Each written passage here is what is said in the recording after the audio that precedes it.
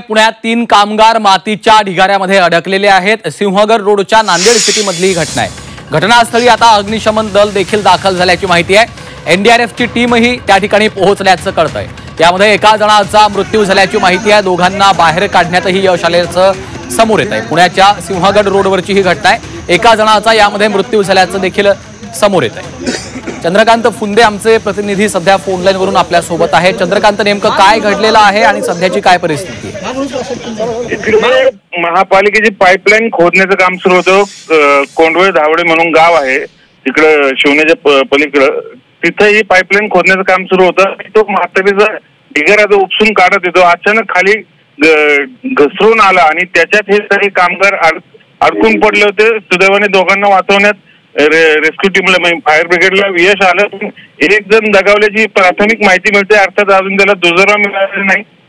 सध्या तरी operation under control आहे। फक्त आता शेवटचं जे आहे एक किंग ज्याला आपण म्हणतो ते सुरू आहे।